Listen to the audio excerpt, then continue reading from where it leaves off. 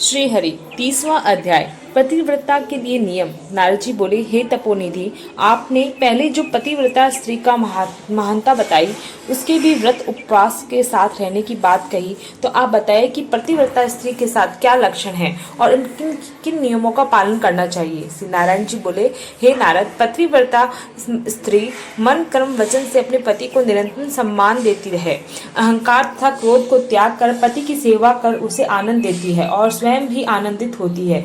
पतिव्रता स्त्री को अपना पति ही सब कुछ होता है। विवाह से पूर्व यदि उसका पति अंधा, काना, लूला, लंगड़ा कैसा भी हो, उसे विवाह किसी दशा में हो जाए तो उसे वह किसी प्रकार त्यागती नहीं है। विवाह उपरांत यदि किसी दुर्घटना अथवा बीमारी से यदि पति अपाहिज हो जाए अथवा किसी प्रकार का अक्षम हो जाए, आर्थिक रूप से तंगी आ जाए, तो भी पतिव्रता स्त्री उसे त्यागती नहीं है, उसकी समस्त विपदाओं में उसके साथ ही रहती है। पतिव्रता किसी भी लोभ या आकर्षक में आकर अपने पति को नहीं त्यागती। मन में किसी दूसरे की इच्छा करना, उसके साथ हंसना बोलना आदि उसे प्रसन्न नहीं होता और वह इन बातों से बचती रहती है। पति के साथ उसके व्यवहार में कटुता नहीं आती, उसको अपने पति के कार्यों में सहायक के रूप में पाते हैं।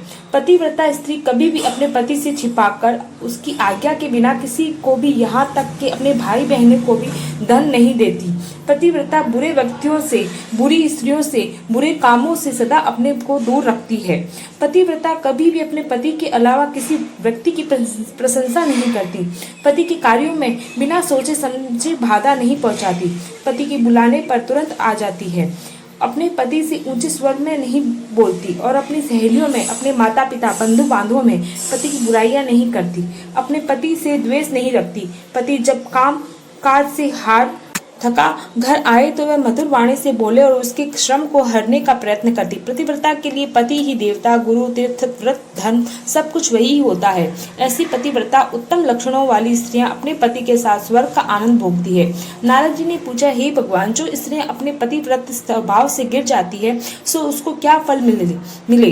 नारायण जी बोले, नारद, जिस स्त्री का पति व्रत नष्ट हो जाए, उसका शील समाप्त होने से वह अपनी दुष्ट प्रकृति से पिता के और पति के दोनों कुलों को बदनाम करती है, दोनों कुलों को अपयश दिलाती है और अपना लोक परलोक बिगाड़ कर अंत में नरकवासी होती है। यदि प्रारंभवश पति की अनुकूलता न मिले तो वह वहशील रहे, श्रेष्ठ नियमों का पालन करे। नियमों से रहने वाले विधवा स्त्री भी पतिव्रती कही जाती है।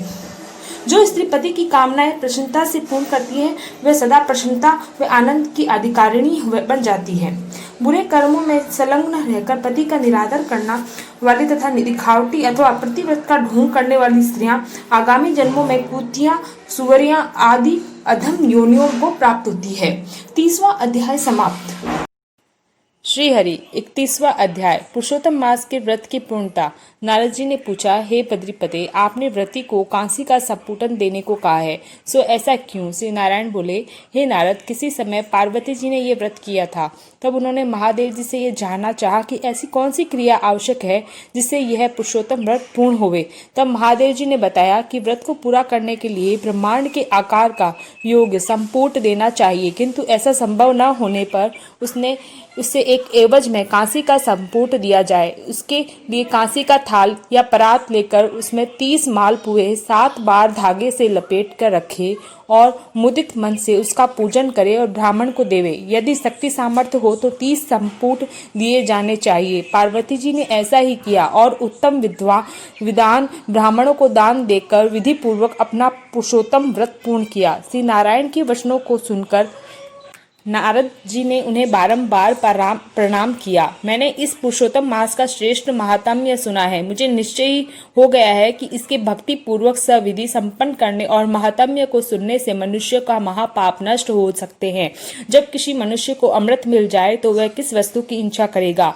नेमी शरणाय में सूत जी द्वारा सहस्त्र मुनियों के मध्य कहा गया यह पुरुषोत्तम मास का महात्म्य अत्यंत श्रेष्ठ और प्राचीन है, जो भक्तों को वांछित फल देने में कल्प वृक्ष के समान है। इसके महात्म्य को सुनने से मनुष्य को पृथ्वी की प्रदक्षिणा का फल मिलता है। ब्राह्मण ब्रह्म तेज को प्राप्त करता है, क्षत्रिय पृथ्वी का अधिपति होता है, वैश्य धनपति होता है और शूद्र को श्रेष्ठता की प्राप्ति होती है।